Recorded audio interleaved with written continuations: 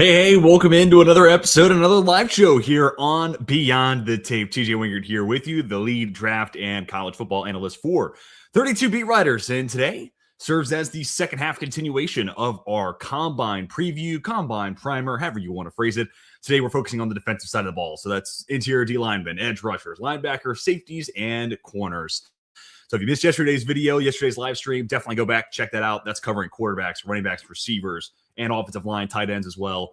For all the names you need to know, who's going to crush the combine, so on and so forth. And today, we will do the defensive side of the ball. And all this kind of sets us up for tomorrow. Be sure to set your reminder. We're going to be going live and doing a live 2-round mock draft. So haven't done one of those on a live stream, so that feels like a great opportunity to have an open forum, get some insight of, hey, if you're a Cardinals fan, what should I do here at 3? Or what am I doing here at 34?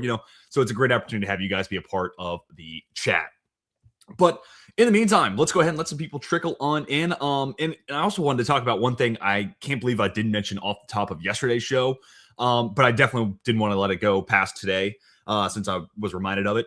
But rest in peace to Rondale Moore. That was some really tough news to hear over the weekend. And especially considering, my grandmother, not to get too overly personal here at the top of the show, my grandmother took her own life. And, my senior college capstone project was about student athletes and them dealing with mental health. And I published that spring of 2020. So that was coinciding with the onset of the COVID-19 pandemic. So it's obviously a cause near and dear to my heart.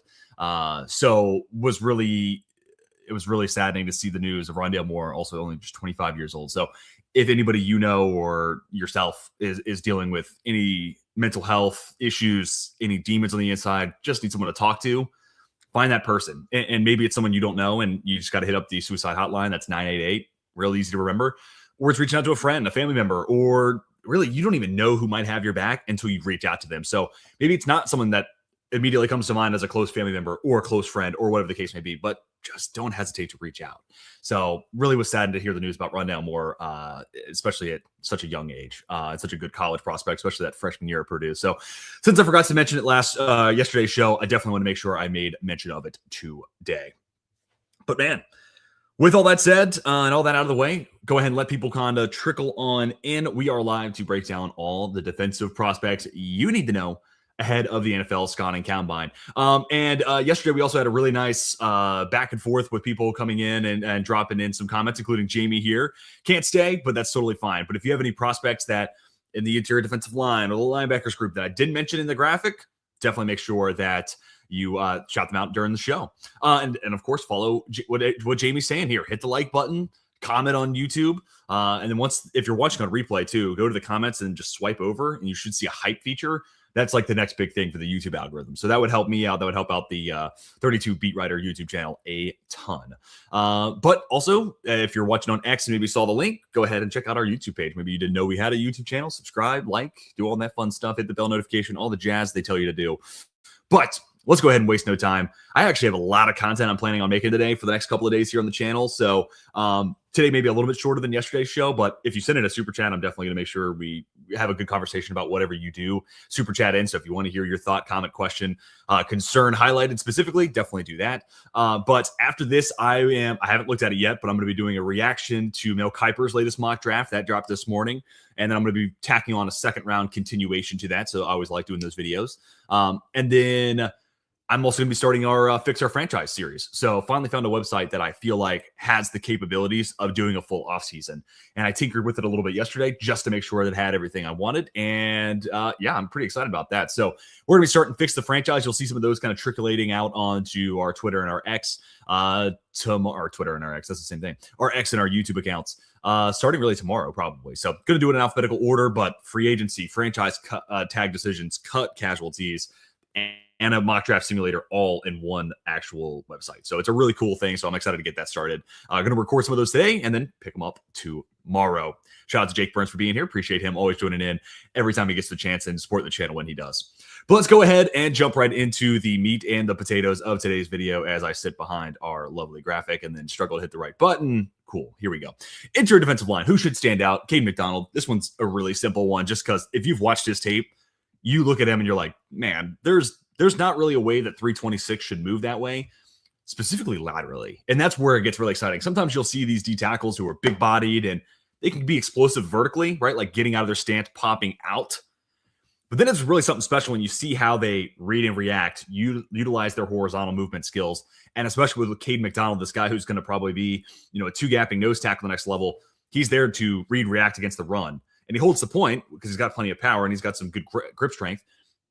But it's also once you get into those inside zone, outside zone looks where he has to get out on the move, specifically laterally, that you're like, dude, that is freaky stuff. So big fan of Cade McDonald. He is, I'm actually going on to another podcast tonight to talk about my D tackle rankings. So I'll be sharing that. So I don't want to give away too much, but he is one of the better defensive tackles in this prospects and in this class, certainly top 5. I'll leave it at that. Specifically what he does against the run, and his athleticism is a huge part of how he's able to read, react, locate, and track down ball carriers. Also really good eyes too. So I want to shout that out. So this guy will have a pretty good 40 if he decides to run it for someone his size. Again, I think he's explosive off the ball too. So the 10-yard split should be fine.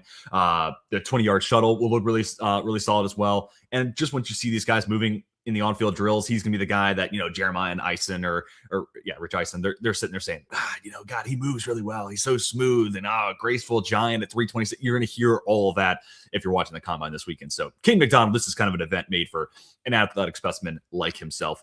Who has a lot to gain? This was another chalky one. Caleb Banks. This one's real simple. And I'll be completely honest, I'm not the world's biggest Caleb Banks guy.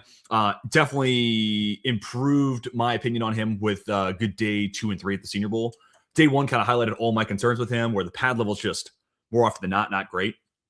But day 2 and 3, shooting out as opposed to shooting up out of his stance a little bit more frequently, which was good. And then you saw the violence in his hands. I mean, the guy has as powerful hands as I've seen from any interior defensive line prospect. It really is special from that standpoint. So the highlights, the good of Caleb Banks is awesome. I think we're looking at 5 to 10% of his plays, and we're getting oohs and ahs, and we're getting a little carried away there. But that being said, again, day 2 and 3 at the Senior Bowl, a lot more consistent. And he's also a guy who only played, really 2.5 games this year because of injury. So, maybe it's just a little bit of a rust thing. But this is another one of those events where, like I said about Cade McDonald, people are going to see him moving at 6'5", 329, and he moves well, right? Like, I even go back to the Senior Bowl where he's out there, like, fielding punts on the last day of practice just because it's fun. And he's just that kind of guy. But also, like, you see him move and you're like, God, that's 329. Like, you have to remind yourself what you're looking at. So he is a pretty explosive athlete. He'll be another guy with a 10-yard split where it's like, holy cow, at 329 pounds, are you kidding me? And then the other thing factoring in here, the medicals. And that's the one thing that we're not going to see on the field, right? But you have to think that's a huge part. And he'll probably have a ton of team visits for that in and of itself. Where are you at? Where's his body at? What do our team doctors think? Is this a guy that's worth a first-round pick? Are we going to get ROI, or is this guy going to continue to battle injuries at the next level? And it's one of those things where he's battled so many injuries in college. And part of it also, the lack of playing time, is like Billy Napier just wanting to have a rotation on the D-line. But also, sometimes you see that, and it's like Jordan Davis's first year out of Georgia. Got to the next level, and you felt like there were some conditioning concerns there, and it kind of took a year before he got his body fully into the right shape to be able to kind of handle a full-time starter's workload. So I wonder if that will play into any at all the conversations being had with Caleb Banks. Like, hey, what's the right weight to get you as a full-time player? Do we think we can get there year 1? Or is it something we're going to have to kind of reshape you? And by year 2, you're there. And then, of course, like the medical side of it. This guy's just missed so much time, and often injured college players turn into often injured NFL players more often than not. So he's just got a lot of questions, a lot of things that have to get sorted out on the team side to get a feel for like where teams' risk appetite is going to be. So I do think he's going to go round 1 because the flashes, the splash plays are certainly special. It just comes down to like, I'm probably not doing it until I get to like pick 22 with the Chargers. Like that's kind of the one spot where I'm like, all right, I can go for this.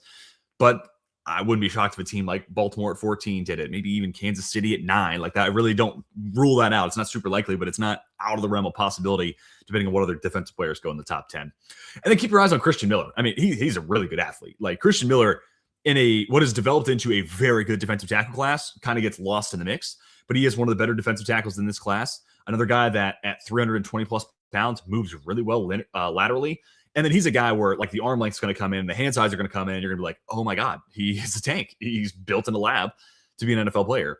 And I think all that is true. And then another guy that, again, the lateral movements, you'll see him move really smooth, both between the 40 and the 10-yard split within that, but also the 20-yard shuttle and the on-field drills. So he's just he's not quite Cade McDonald levels of like, oh my God, the fluidity is insane, or like Peter Woods levels of that. And Peter Woods is going to test off the charts if and all the testing that he does decide to do. And then I think Grayson Holton, honorable mention here. I think Holton, he's 296 at the combine, or sorry, at the Senior Bowl. I'm curious to see where the weight is for the combine, and then what drills he wants to do off of that. So, but he's an explosive gap shooting kind of defensive tackle, one gap kind of guy. So he should have some really good testing numbers. So honorable mention, of course, to Grayson Holton from Oklahoma as well. Edge rushers who should stand out. I mean, David Bailey's probably going to run a 4.4 and a 40+ inch vertical. I go back to, I think it was a pass breakup against Cincinnati. I might be a little bit off. I might have to double check on his schedule, but there's a rollout right in the end zone, in the red zone, working against the Texas Tech defense, and he's just keeping his eyes on the quarterback and basically just keeps himself right in the middle of the passing lane, eventually jumps up, and then you see the full extent of the vertical. Again, I think it was the Cincinnati game, but it might have been a little bit later on the schedule. And actually, you know what? Let me just pull up their schedule. If it wasn't the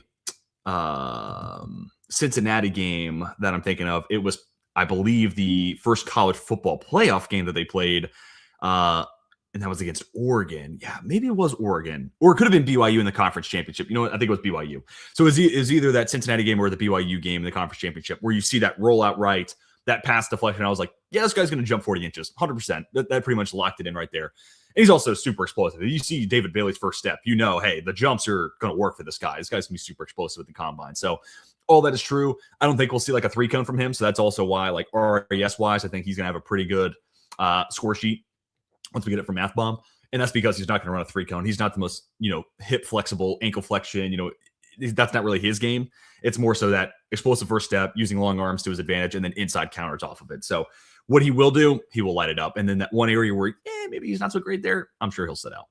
Who has a lot to gain is Keldrick Falk. And he's a guy that will have a really solid showing at this event. Like, I'm not really worried about the athletic testing for Keldrick Falk. Listed at 6'6", 288. I'm curious to see where that number comes in.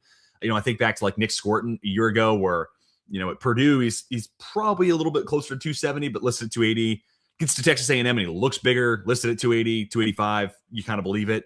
And then shows up at the combine at 256. And it's like, okay, well, what am I supposed to do with that? That's a weight and a number that we haven't seen yet. So I'm very interested to see what Falk ultimately decides to come in at weight-wise. And at 6'6", like, this guy who could be a tweener, you could collapse him inside on passing downs. Again, he's TBD as a pass rusher, but I think part of the draw is early down, he's going to be an edge setter and a probably outside run defender. You're going to have him play the edge, but then, we're going to work with him as a pass rusher. We're going to get into obvious pass situations, and he's got a big enough body to collapse inside. I think that's part of the thinking here with Keldrick Falk long term.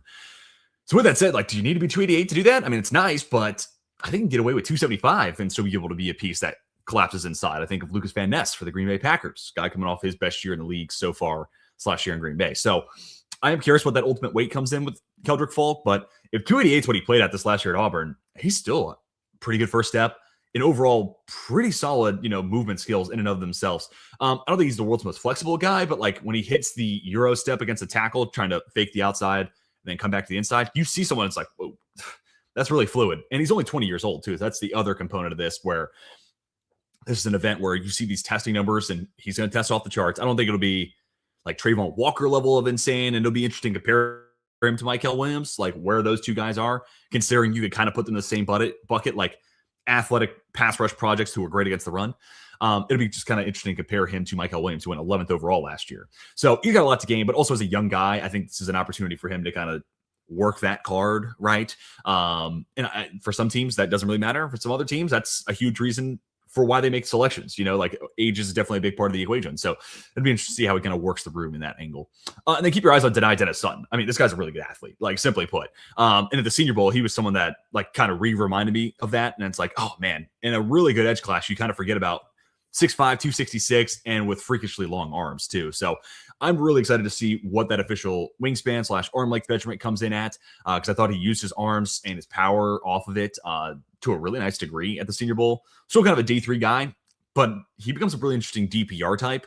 And also with his body type, you would think he's better against the run, but maybe that's just a play strength issue. Maybe it's a Penn State thing. So I'd be curious to see like where teams are on Dennis Sutton and try to mold that body into being what should be a pretty good run defender, but hasn't always kind of correlated that out in his Penn State career. But big, long arms, like he's going to check those boxes RES-wise, and I think he'll run pretty well. So another guy who he's a coordinated athlete. He's a pretty fluid mover. So like in the on-field stuff, he's going to look really smooth and interesting. So I think all three of these guys have a lot of money to be made. Bailey's the interesting one because it's like he's not going to get out of the top 10. So like, how much higher do you go? So like, that's kind of where I'm interested at for David Bailey. Falk, definitely the week where he probably solidifies himself as a first-round pick. I would be shocked if the testing isn't pretty good and we're talking about something otherwise.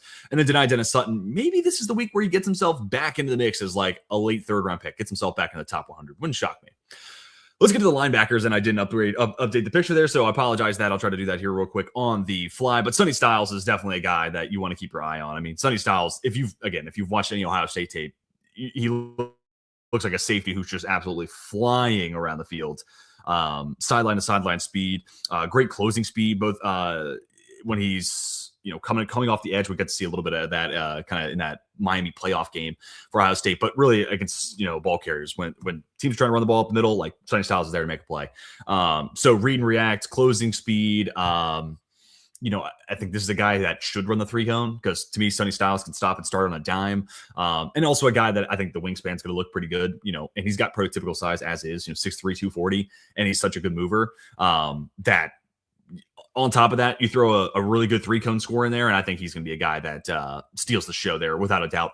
And I also I'd be remiss not to mention Arvell Reese as a part of this too. Like Arvell Reese is definitely someone who can and will, and especially considering now that we have it confirmed that he is going to participate in these drills.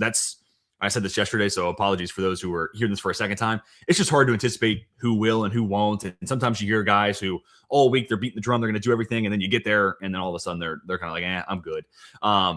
So if that ends up being the case, and I kind of thought it might be the case with Arvell Reese, that's why I decided not to have him on here. But ultimately, he decided that he is going to go ahead and participate. So with that said, I do think Arvell Reese is also a name to note here, without a doubt. Who has a lot to gain? That's definitely Torian York. He showed up to the Shrine Bowl at 5'10". So that's a little tough, to be completely honest with you. Really far from prototypical linebacker size. But this is where we kind of, and the Shrine Bowl took these measurements, arm length and things like that. But this is where we kind of get it validated and kind of confirmed. And plus we get to see him, on a bigger basis, kind of in the combine, more eyes there than they were at the Shrine Bowl. And that's no disrespect to the Shrine Bowl.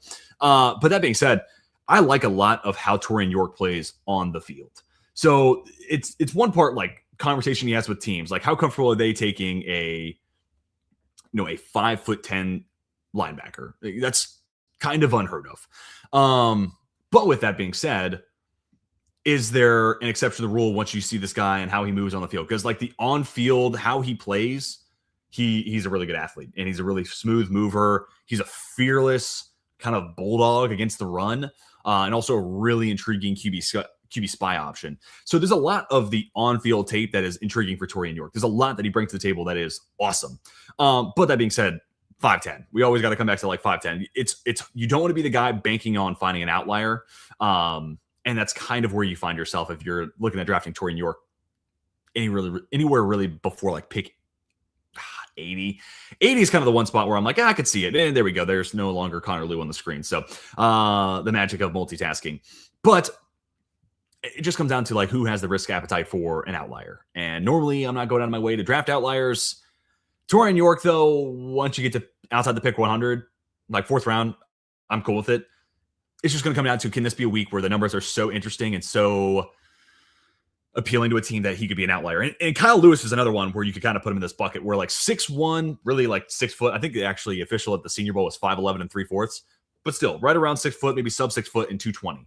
So like Torian York and then honorable mention here to Kyle Lewis is two guys who have a lot to gain just because their body types are extreme outliers, but the on-field play is really appealing. Lewis is more of kind of your overhang Jeremiah Owusu-Koramoah, who Notre Dame fan. It sucks to hear that he's probably never going to play again.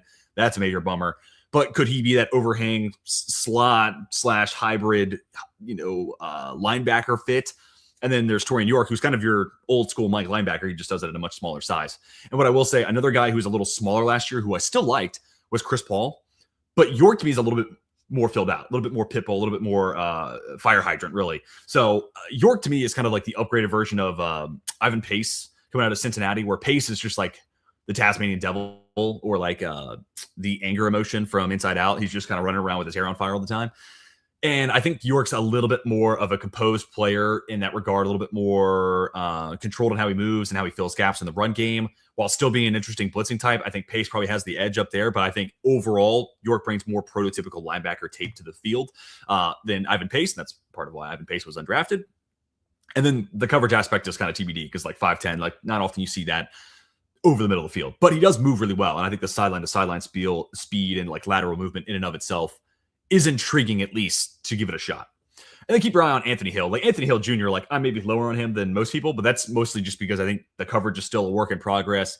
And I think he's a little inconsistent when it comes to like filling gaps in the run game. I think he's kind of a freelancer. He's kind of I've described him as a slasher in basketball, right? Like those guys who are just so good at those backdoor cuts and just really good at attacking the rim.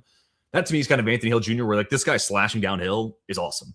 But because of that, I do think there are some times where plays the gap a little too aggressively, and that leaves the cutback lane open for a running back. And sometimes he's just over aggressive in coverage, and that leaves a defender right behind him or in the space that he vacated. So there's just a couple things where I would just tone it down a little bit with Anthony Hill Jr. I think he's just trying to make too many plays. But when he's playing within the flow, or when those plays come to fruition, a lot of flash, like a whole lot of splash plays. And there's no doubt that the guy's an athlete. The guy can fly downhill, and especially from the pass rush chops, like he should be another guy that the 3-cone, this guy should participate. The 20-yard short shuttle should absolutely be a win for Anthony Hill Jr. He's a really good athlete. It's just more so about refining his usage all in all. And that's part of why I'm a little bit lower on him versus guys like TJ Allen, Josiah Trotter, things like that. But still an intriguing linebacker and a very good linebacker class. And this will be a great showcase for all the athletic upside that comes with drafting Anthony Hill Jr. from Texas. Then we get to the quarterbacks. Avion Terrell, he's a little small, right? Like 5'11", 5'10", probably in that ballpark, 180 pounds. But an explosive back pedal you see right away. So like this guy, 40, and I know the 40 you're running straight forward, but like if he moves that gracefully and that explosively in a back pedal, this guy running, full speed ahead, no problem. So the 40, the 10-yard split, that's going to be awesome. And any other testing, this guy that should do the 3-cone, I would be all over that if I were him, especially considering he is kind of viewed as a slot, probably the next level. The ability to show that I have the stop, start, and the change direction skills to defend a 3-way go, that would probably go a long way to kind of solidifying how teams will view him and his status and like where he fits on the field. So, big fan of Avion Terrell. Really, I put him in the should stand out. He's kind of like my Damone Claiborne from yesterday's video with the running backs, where like I'm not doing this based off of RES because like Claiborne is sub 6 foot and like probably not going to weigh over 200 pounds. So like RES wise, those two things are going to work against him, but everything else is going to be awesome. The 40, the 20, the 10-yard split, the 20-yard shuttle if he decides to do it, the 3-cone, yada, yada, yada. And that's kind of the same here with Avion Terrell. The two size components of the RES, not really going to be awesome, but everything else I think is going to be like towards the top of the list for the cornerbacks. Who has a lot to gain? I'm going to go Devin Moore. And I did have some of the top end speeds for some of these guys. I used that a lot in yesterday's video. But Devin Moore is one of these guys who, one, he's 6'3" and will have an awesome wingspan. No doubt about that in my eyes. And he's not afraid to go get guys at the line of scrimmage. So considering his play style as a guy who wants to do some press and go bump and run with wide receivers, the arm length is definitely something we want to see him check that box. And it should be a box that he checks with flying colors. And then kind of off that hand size, I think hand size is always interesting. Just kind of the pop that you feel from corners. The bigger the hands, the more the pop. Typically at the line of scrimmage, not always, but typically. But he's also a guy who can absolutely turn and run with the best of them. Top end speed of 22.15 miles per hour. So like I worry a little bit about his hip fluidity, right? Like when a receiver throttles down and runs a comeback instead of a go, right? Like he can be a little stiff, a little too choppy when it comes to going, slowing down, decelling down to 0 miles an hour and going contesting that. But that being said, other than that, I really like everything else he brings to the table. And with that top end speed, should be a guy at 6'3" that runs a really good 40. So I think he's absolutely going to steal the show from that standpoint. And then I'll be curious to see anything else we get from him is a plus. But I think he'll probably go the Jahdae Barron route and be 6'3" and just run a 40, and then probably have a solid 10-yard split. I don't think it'll be off the charts, but it'll probably be a pretty good 10-yard split. And then having watched this tape, I'm probably avoiding the 3-cone. So that is that for Devin Moore. So what he tests out as, and then again, going back to the RES stuff, height, weight, going to be like 90th percentile plus for corner. He's 6'3". So it's going to be a really good marker for him. And then I think it's just 40 and 10-yard split. And then that's probably going to end his day right there. And it's an interesting corner class, and it's not one with a whole lot of the guys that are like 6'3 plus. It's like him and Julian Neal as those big body corners that are kind of interesting on day two. So honorable mention also to Julian Neal. He had 22 plus miles an hour on the zebra tracking at the Senior Bowl, 6'1.5". He's definitely another guy who, like, the body type and athleticism pairing will fit. He's just another guy where you'll avoid the 3-cone, but everything else will be awesome with what he does test out in. And then Brandon Cisse, the last corner, another guy who's going to be a good athlete. 21.22 miles per hour at my top end speeds, a little bit faster than Devin Moore, a little bit faster than Julian Neal, another of the guys I wanted to shout out for, who has a lot to gain. And Cisse's a really good athlete. There's no doubt about it. Like when it comes to like flipping his hips, turning and running down the field. Like the guy is up there with the best of them in this class. And then it's just about solidifying like how tall are you actually versus how much do you actually weigh. You look at his, listing at South Carolina, 6'190". You would call that prototypical, but you're kind of at the margins there. So if he's a guy that is truly 6'190", perfect, chef's kiss. That plus his athleticism, that checks a lot of those boxes. And this guy's going to go relatively high. But with that being said, if he's 5'10 and a half, 185, all of a sudden now it's like, okay, we like the coverage skill sets. He wants to go get receivers to the line of scrimmage. He can turn and run with the best of them, but he's sub 6 foot. You start getting into this like, but this and but that kind of analysis. So I'd like to see him come in right at 6 foot, but it's just tough, man. Like college teams, you can never trust that official measurement. To me, he looks about that, but it's always hard to tell. And like I said this yesterday when talking about running backs and their 40 time, 1/2 of a tenth of a second, like Caleb Johnson last year was the example I used. 4.56 versus 4.51 changes a ton of kind of how you look at Caleb Johnson, and that's not necessarily fair, but it is a part of the evaluation, and it will change kind of at least the general rhetoric around a prospect. And the same can be true about 1 inch at corner. Right? Like 5'10 versus 5'11 and 5'11 versus 6 foot, or even 6 foot versus 6'1. 6'1, you're like, that's a big body corner. 6 foot, prototypical. Like, it is interesting to see. So, like, Brandon Cisse, I think from that standpoint, and that's really kind of out of his control. It's ultimately what South Carolina listed him at that set that expectation. But he does have a lot to gain by just ensuring that. But I think the on-field testing will be great. And honestly, I don't think the 3-cone will be a standout, so he doesn't have to do it, but I feel better about his 3-cone numbers than Devin Moore or Julian Neal. And let's get on to these safeties. Genesis Smith, over the top free safety specialist and one of the fastest players in this class, at least when you give him a head start. So I think he's going to absolutely stand out when it comes to the 40 time, the 10-yard split, the 20-yard shuttle, like you name it, this guy's going to be pretty solid across the board. And he also does it at 6'2". So like that's the other thing that's working in his favor here from an RES standpoint.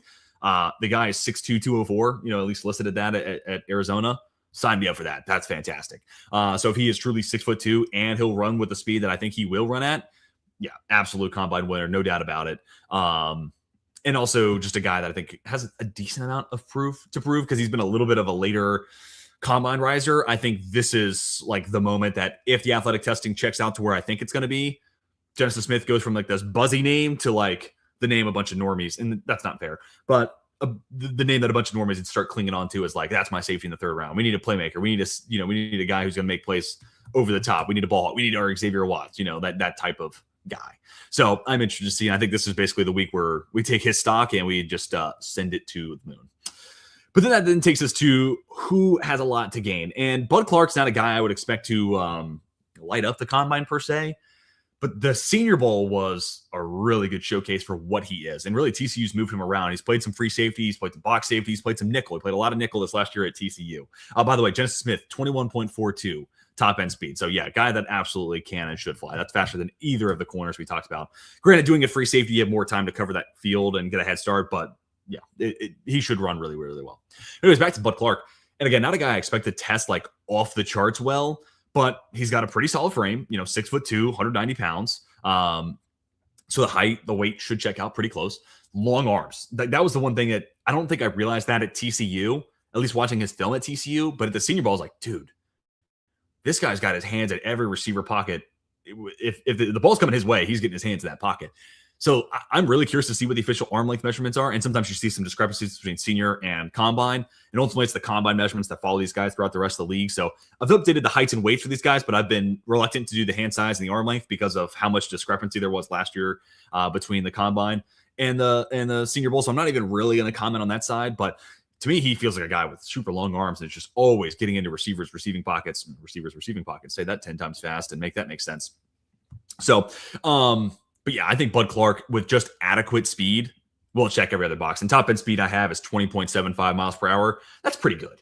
And considering he's 6'2", like anything that's 4.52 or better, I think we're fine. Like mid 4.5s is where we start being like, what are we going to do with this guy? Is he a box safety? Can he truly play over the top? 4.5 flat and lower, I think you're in a good spot. Real quick, let's jump into Randy's question here. If there are discrepancies in measurements, which one do you trust more?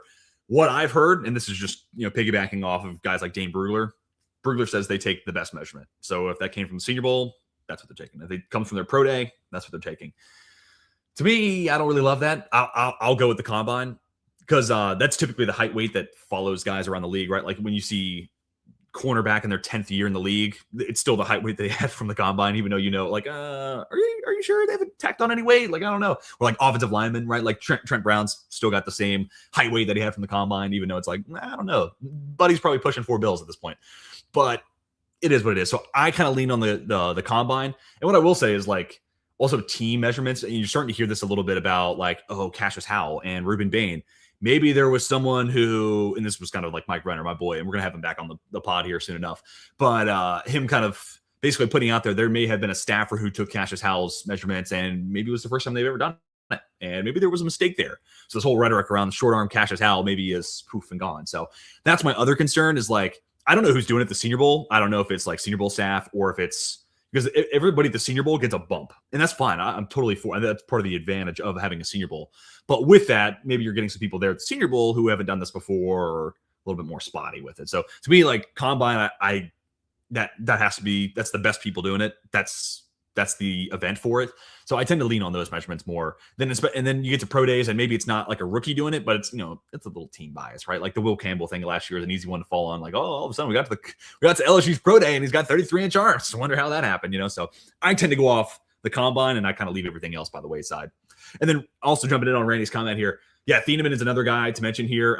He would probably be a candidate for keep your eyes on. Thieneman's a really good athlete, great closing speed, good top end speed when it comes to playing over the top free safety. So I think he'll run well. I think the shuttle will be fine. And frankly, he's put on muscle to his frame over the last like year and a half from like where he was at the end of his Purdue to where he like was at Oregon. I wouldn't be surprised if he benches and puts up some pretty good numbers. Like to me, he's pretty well filled out. So, and if he does test well, like depending on where Downs goes, all of a sudden you look at Minnesota at 18 as a Harrison Smith replacement. The Dallas Cowboys have neglected safety for too long.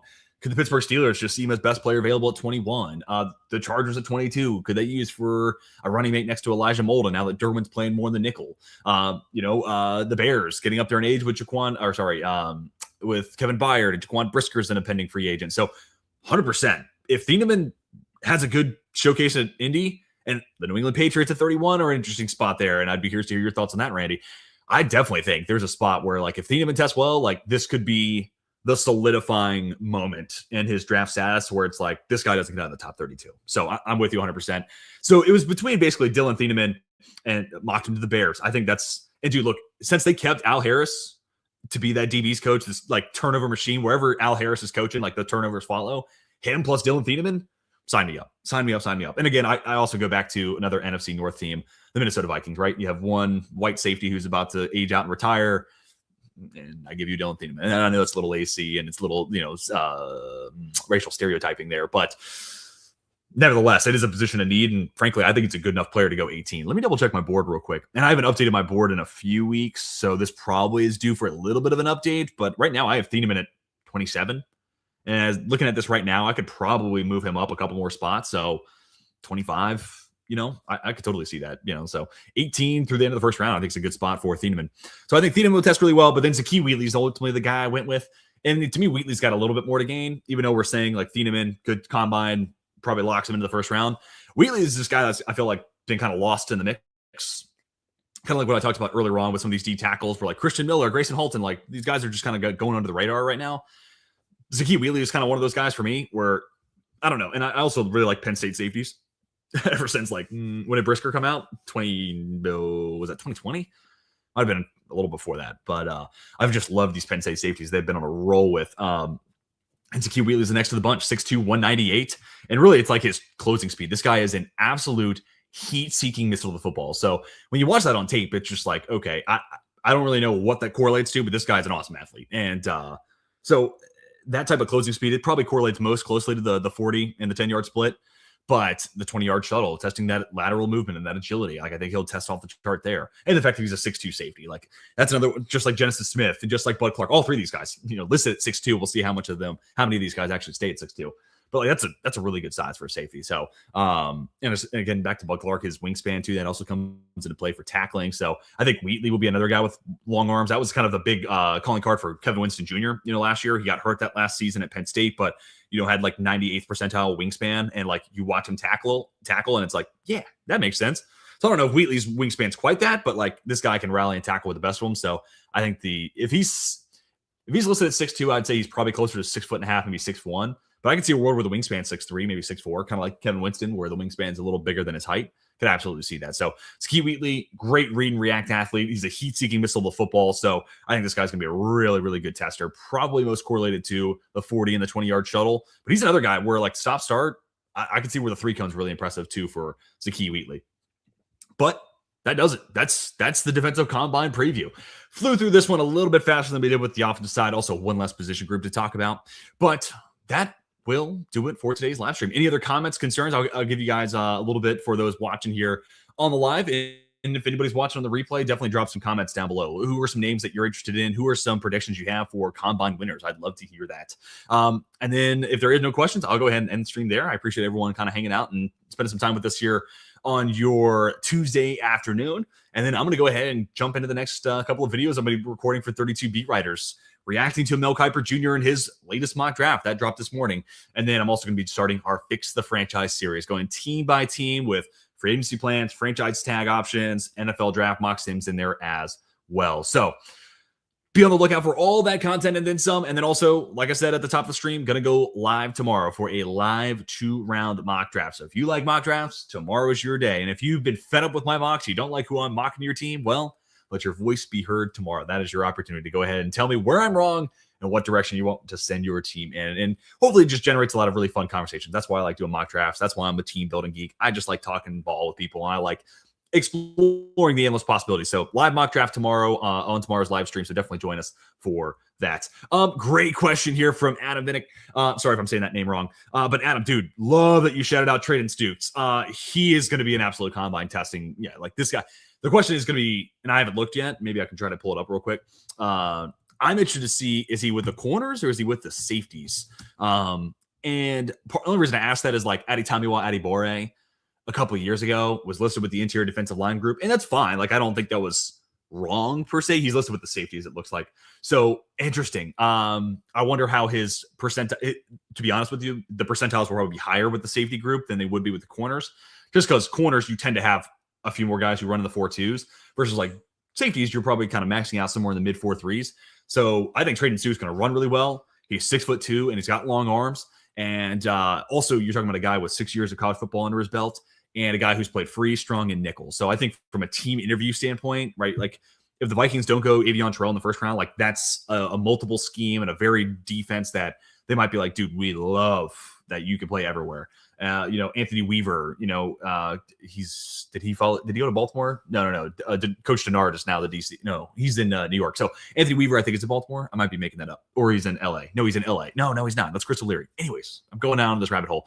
But these Mike McDonald, branch trees, Anthony Weaver, Denard in New York with the Giants, like I can see all these guys where if they don't get that first round, Avion Terrell, first round, Caleb Downs, where Traden Stukes is the guy where they're like, hey, this guy is really good athlete, has really good size, and we can line him up all over the field. So love that you shout out Traden Stukes.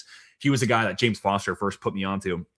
And then as soon as I watched his tape, I was like, oh my God, this is, and I love nickel corners. And to me, like I would want guys who can line up everywhere. I want to keep an offense guessing. I want to take at least a quarter of a second for the quarterback to process where the hell everyone's lined up and why they're lined up there. Like I want a quarterback to have to think about that pre-snap and also like right at the initial snap. So I'm definitely kind of a Traden Stukes, Avion Terrell. Like that's my type of player. Brian Branch was someone I love because of that. Like line this dude up anywhere and he'll get the job done. Top 10 player for me in that class, by the way.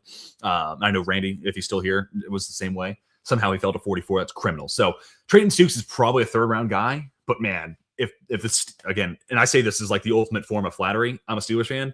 If he's available and we have a gun corner by the third round, I am like pounding the table. We have 3 third-round picks, but the first one, I'm pounding the table for Traden Stukes.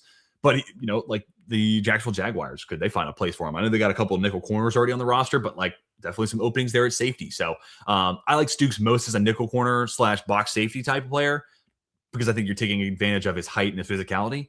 But man, that pick against Arizona State, where he basically goes up and over a receiver, insane ball tracking, long arms, just enough reach to be able to make that grab and holds it in, survives contact with the ground. Once I saw that pick, I was like, line him up wherever. I don't care. Traden Stukes is a playmaker. So I love that, Adam, you shouted out Traden Stukes. He will absolutely be another one of the names to know for the safety group, and he'll be a good combine tester. And frankly, like I said, He played mostly slot corner last year. So the reason I asked slot or is he in with the corners? Is he in with the safeties? I think it's good for his testing numbers and like the overall percentile for where his testing numbers will come in, given that he's with the safety. So love that Adam shouted out Traden Stukes. Never understand the branch draft. Yeah, sometimes, and this is kind of like we're getting off into a tangent here, but like Mekhi Lemon.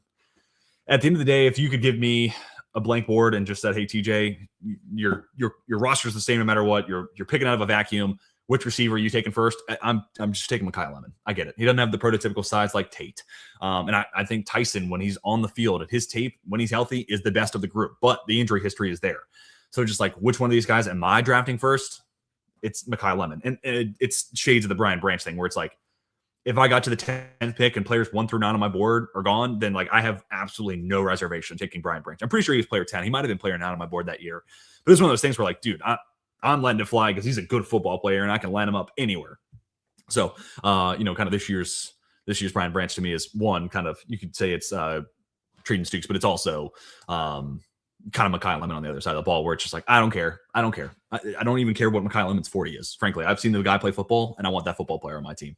So that will do it. Appreciate everyone tuning in and spending some time with us here on our defensive combine preview. Again, 2-round mock draft going live tomorrow. And then, of course, if you're watching the replay, want to hear your thoughts in the comments. And then we've made it to the combine. Thursday's when all the fun begins. We'll start getting some measurements and some testing numbers. It's D-line to lead us off. So excited to go ahead and have that live preview on Thursday. So join us then for that first Combine Day breakdown. But hope you all have a fantastic rest of your day. Thank you so much for joining us here live on the 32 Beat Writers YouTube channel. And until next time, we are signing off.